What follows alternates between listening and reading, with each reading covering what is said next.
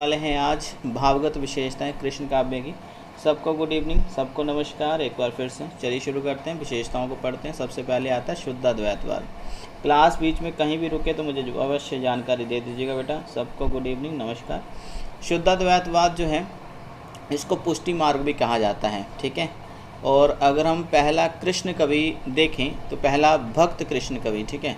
हमारे हिंदी साहित्य मैं देख रहा हूँ कि क्लास बीच में रुके ना, बस। हिंदी साहित्य में प्रथम कृष्ण भक्त कवि, ठीक है, तो वो होगा बल्लवाचार्य, ठीक है बेटा। वो कौन से होंगे? बल्लवाचार्य होंगे। बल्लवाचार्य पर टिक करेंगे, ओके। कृष्ण भक्त कवि। इससे पहले हालांकि आप विद्यापति के बारे में पढ़ चुके हैं और वो मैथिली में है। उनके जो काव्य है वो कि मैथिली में है। आधुनिक भारतीय भाषाओं में गिनी जाती है मैथिली, हिंदी की एक बोली है। लेकिन मैं फिर भी कहूँगा कि जो विद्यापति हैं वो भक्त कवियों में नहीं गिने जाते हैं, है ना। आपको ये सब मैं बहुत बार करवा चुका हूँ। जी जी जी जी, गुड इवनिंग। तो बेटा ये जो जानकारी है कि पहले हिंदी साहित्य में भक्त कवि किसको कहना चाहिए, वो बल्लवाचार्य के ऊपर ही जाता है। चलिए, अगर हम बात करें शुद्धाद्वैतवाद तो ये एक पुष्टि मार्ग भी इसको कहते हैं। अब ये है क्या, इसको समझाऊंगा मैं। बल्लवाचार्य के द्वारा दिया गया एक सिद्धांत है जी, ठीक है। सिद्धांत है, जैसे कि हमने रामानंद का पढ़ा ना, विशिष्टाद्वैतवाद। दक्षिण में रामानुजाचार्य के द्वारा दिया गया, रंगमणि के द्वारा, और स्थापित दक्षिण में रामानुजाचार्य ने किया था। लेकिन फिलहाल उत्तर भारत में हमारे पास आता है शुद्धाद्वैतवाद, और ये कृष्ण के साथ संबंधित हैं, ओके। कृष्ण के साथ संबंधित हैं। और याद रखिएगा, इस शुद्धाद्वैतवाद पर जो प्रभाव है वो मध्वाचार्य के द्वैतवाद का पड़ता है और निम्बार्काचार्य का द्वैताद्वैत का भी पड़ता है, ठीक है। दोनों का ही प्रभाव पड़ता है। अब बता देते हैं, मध्वाचार्य ने द्वैतवाद सिद्धांत दिया था, ये भी आपको पता होना चाहिए। हालांकि ये दक्षिण भारत में आते हैं मध्वाचार्य, और द्वैतवाद जो है जो विष्णु के उपासक होते थे, ठीक है।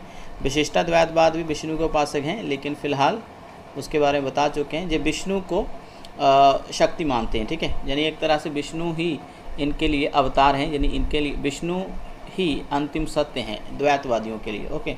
लेकिन वहीं पर जो निम्बार्काचार्य का द्वैत सिद्धांत है, वास्तव में ये किस पर लागू होता है, क्या इसका सिद्धांत है, क्या इसकी विचारधारा, तो बड़ा बताते हैं कि भाई ये राधा कृष्ण को युगलोपासना में मानता है, ठीक है। राधा कृष्ण की जोड़ी को, ओके। मैं फिर से लिख देता हूँ, राधा कृष्ण की, या राधा कृष्ण को युगल अवस्था में, ठीक है, कि जोड़ी को युगल अवस्था में उपासना करना। युगल अवस्था, युगल क्या होता है? दोनों को, युगल अवस्था में उपासना। तो ये आप ध्यान दीजिएगा, ओके। तो मैं ये कह रहा हूँ जो चीज़ें, आप इस पर ना ध्यान दीजिएगा कि किस किस संप्रदाय से ये प्रभावित हैं। तो आपने ध्यान देना कि शुद्धाद्वैतवाद जो बल्लवाचार्य का मिलता है, वास्तव में ये दो सिद्धांतों से प्रभावित दिखता है। एक है मध्वाचार्य का द्वैतवाद, ओके, क्योंकि कृष्ण विष्णु के ही अवतार हैं, ओके। और दूसरा है निम्बार्काचार्य का द्वैत सिद्धांत। और ये कृष्ण संप्रदाय ही है, निम्बार्काचार्य के द्वारा दिया गया निम्बार्क संप्रदाय, और हम आगे इसको बारे में पढ़ेंगे। लेकिन द्वैत सिद्धांत जो है, इसमें युगल उपासना की जाती है राधा कृष्ण की, ओके। तो ये शुद्धाद्वैतवाद क्या है, इसके बारे में हम आगे पढ़ेंगे। पुष्टि मार्ग भी इसको कह दिया जाता है। लीला में अखंड विश्वास, दूसरा जो कथन है बेटा, यहाँ पर कहा जा रहा है कि जो कृष्ण की लीला है उसके ऊपर अखंड, यानी उसमें कोई भी हम डाउट नहीं कर सकते, एक तरह से अखंड विश्वास, हम विश्वास करना। जो कुछ कृष्ण के बारे में जो कथाएँ चलती हैं उस पर विश्वास करना। कृषक जो हैं वो लोक रंजक के रूप में हैं, ओके। और स्वरूप मधुर्य से पूर्ण लीलाओं का चित्रण इसमें किया जाता है। यानी कृष्ण को साकार अवस्था में, सगुण में ना, साकार अवस्था में ही ईश्वर माना जाता है, लेकिन संतों और सूफियों में नहीं माना जाता, ठीक है। जैसे राम का भी पढ़ा तो वहाँ पर राम उनके आराध्य हैं, वैसे ही कृष्ण यहाँ पर आराध्य हैं, ठीक है। लोक रंजक क्या होता है? लोक रक्षक कह सकते हैं, ठीक है। आगे चलते हैं, वात्सल्य का विशुद्ध रूप। अगर हम कृष्ण के बारे में पढ़ें और उनके वात्सल्य या उनके बचपन, है ना, की कथाओं को ना सुने हों तो हम कृष्ण को जान ही नहीं सकते हैं। तो कृष्ण का जो बचपन है वो सबसे ज़्यादा मनमोहक बाकी सभी देवताओं, बाकी सभी आराध्याओं से, ठीक है। तो जितने भी देवी देवता हुए हैं, जितने भी जिनको रब माना जाता है, ईश्वर माना जाता है, उसमें कृष्ण सबसे ज़्यादा अनोखे इसलिए आ जाते हैं क्योंकि उनकी बचपन की जो कलाएँ हैं, नटखट, ठीक है, नटखटपन, वो लोग उसके साथ ज़्यादा संबंध स्थापित करते हैं। ओके, तो इसलिए वात्सल्य का जो चित्रण किया है, चाहे वो सूरदास ने किया हो चाहे नंददास ने किया हो, वो सच में रोचक है। चलो आगे चलते हैं। प्रेम की विराट कल्पना, तो यहाँ पर बता देते हैं कि प्रेम जो पूरा का पूरा जो काव्य है कृष्ण का, वो प्रेम पर आधारित चलता है, ठीक है। और इसमें संयोग और वियोग दोनों ही पक्ष प्रधान है, लेकिन फिलहाल वियोग जो है भ्रमर गीत के कारण जो वियोग है वो सबसे ज़्यादा प्रधान हो जाता है, ठीक है। वियोग पक्ष श्रृंगार का, ठीक है। तो एक तरह से ये श्रृंगारिक चेष्टाएँ यहाँ पर देखने को मिलती हैं, प्रेम को बहुत बड़े स्तर पर जहाँ पर बताया गया है। चलो आगे चलते हैं। भ्रमर गीत की मौलिक उद्भावनाएं। अब ये भ्रमर कौन है, तो गोपी उद्धव संवाद। ओके, गोपी उद्धव संवाद। उद्धव जो है ये श्री कृष्ण के मित्र हैं। श्री कृष्ण मथुरा में होते हैं और उद्धव भी वहीं पर होते हैं, और काफ़ी दिन हो गए होते हैं श्री कृष्ण को मथुरा में आए हुए। तो मथुरा में याद आ रही है श्री कृष्ण को गोपियों की, तो उद्धव ही वह व्यक्ति है, उद्धव जो श्री कृष्ण के मित्र हैं। और श्री कृष्ण कहते हैं उद्धव को कि आप जाइए, गोकुल में जाइए और मेरा संदेश दीजिए कि मैं जहाँ पर मथुरा में सब ठीक है मेरा, और आप जो है प्रभु भक्ति में लीन हो जाइए, ऐसा संदेश दीजिए उद्धव को, वो कहते हैं। उद्धव गोकुल जाता है और उसके बाद का जो संवाद है, ठीक है, वो भ्रमर गीत में आ जाता है, क्योंकि गोपियाँ जो हैं उद्धव को भ्रमर कहकर पुकारती हैं, ठीक है। जैसे कि एक भ्रमर क्या है, भंवरा यानी काला सा एक रंग का एक जीव होता है जो कि फूलों पर मंडराता है, ठीक है।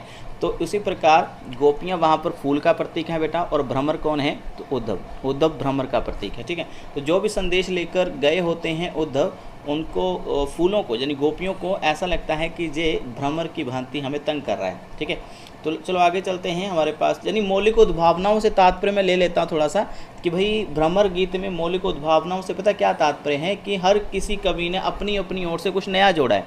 जैसे साकेत अगर आप पढ़े होंगे, ठीक है, साकेत पढ़े होंगे, साकेत का नवम सर्ग, तो इससे पहले उर्मिला को इतने बड़े स्तर पर नहीं दिखाया था। यानी लक्ष्मण की पत्नी जो वियोग में है, पीछे 14 साल का वनवास मिल गया है, भाई लक्ष्मण भी साथ में चले गए श्री राम के, तो पीछे से जो वियोग लक्ष्मण की पत्नी उर्मिला झेल रही हैं, उसके बारे में पहले कभी नहीं हुआ था, है ना बात। तो मौलिक उद्भावना की हमारे मैथिली शरण गुप्त ने, यानी कुछ नया किया। वैसे ही यहाँ पर कहा जा रहा है कि भ्रमर गीत तो चलो हुआ, जो भी उद्धव को भेजा श्री कृष्ण ने, लेकिन उस संबंध में हर एक भक्त कवि ने, हर एक नए कवि ने कुछ नया अपनी ओर से उसमें डाला है। चाहे मैथिली शरण गुप्त ने द्वापर, एक कविता है द्वापर, उनका एक खंड काव्य मिलता है, उसमें उन्होंने कुछ नया करने की कोशिश करी है भ्रमर गीत के संबंध में। और भ्रमर गीत सिर्फ सूरदास ने ही नहीं लिखा है, नंददास ने लिखा है, हमारे चतुर्भुज दास ने लिखा, छोटी छोटी पंक्तियाँ, और जहाँ तक कि कई राम कवियों ने भी लिखा है, ठीक है। तो हर किसी कवि ने नए तरीके से इस कथा को हमारे सामने प्रस्तुत किया है। आगे चलते हैं। युग जीवन से कम संबंध, ये क्या है भाई, ये थोड़ा सा अनोखा ही पॉइंट आ गया। युग जीवन से कम संबंध, ये काट देते हैं, ये रहने देते हैं, ये इंपॉर्टेंट नहीं है। ओके, नारी मुक्ति की प्रस्तावना, छठा पॉइंट काट देंगे, ठीक है। नारी मुक्ति की प्रस्तावना क्या है, तो देखिए नारी मुक्ति एक तरह से, जो हम भ्रमर गीत का उदाहरण लेंगे, ओके, भ्रमर गीत के उदाहरण लेते हैं बेटा। यहाँ पर क्या है कि गोपियाँ जो हैं श्री कृष्ण की, वो तो गोपियाँ जो हैं श्री कृष्ण को क्या मानती हैं, अपना ईश्वर मानती हैं, प्रेमी भी मानती हैं, आपको मालूम है। लेकिन फिलहाल उद्धव उन पर अपनी सोच जाकर क्या करता है, उद्धव उन पर अपनी सोच थोपता है कि आप लोगों को भ्रम में लीन हो जाना चाहिए, आप लोगों को योगा करना चाहिए, योग साधना करनी चाहिए, ध्यान केंद्रित करना चाहिए, ठीक है। आप लोगों को एक ईश्वर में मानना चाहिए, एक ही ईश्वर है, ठीक है। तो इस तरह की बातें वो गोपियों पर, है ना, गोपियों पर लेक्चर देता है एक तरह से, या गोपियों को शिष्य मान लेते हैं उनको, तो वो इस तरह की बातें जो हैं उद्धव करता है। अभी देखो यहाँ पर ये है कि भाई नारी मुक्ति की प्रस्तावना, अभी लड़कियाँ जो करना चाहती हैं उनको करने दीजिए, है ना, वो प्रेम करती हैं श्री कृष्ण के साथ, तो ठीक है, इसमें बुरा क्या है ना, बुरा क्या है भाई। तो नारी मुक्ति की प्रस्तावना भी यहाँ पर हमें देखने को मिल जाती है कि उनको मुक्त कर दो भाई, उनको उनकी विचारधारा के साथ छोड़ दीजिए, ओके। अगर वो किसी को अपना ईश्वर मान रही हैं और आप जाकर ये बता दे रहे हैं, ये तो वही बात हो गई कि मान लीजिए कि कोई बंदा जो है एक संप्रदाय में जाता है, ठीक है, एक संप्रदाय है, कोई भी ले लो भाई, आर ले लो, आर संप्रदाय है, ठीक है, और कोई उधर है वही एन ले लो, एन से तात्पर्य आप ले सकते हो कोई भी आर, तो एन वाला बंदा जो है ये कहता है भाई तुम आर में क्यों जा रहे हो, तुम हमारे एन में आओ, ठीक है, समझ रहे हो ना। तो इस तरह से किया जाता है कि भाई उद्धव की अपनी सोच है और वो लड़कियों को कहता है जाकर कि भाई तुम ईश्वर कृष्ण को क्यों मान रहे हो, वो ईश्वर थोड़ी है। इस तरह से यहाँ पर लड़कियों को उनकी मुक्ति यानी कि उनको आज़ादी देने की बात हो रही है। और इसीलिए उद्धव आप देखेंगे कि इस कथा के अंत में जो उद्धव है वो हार जाते हैं।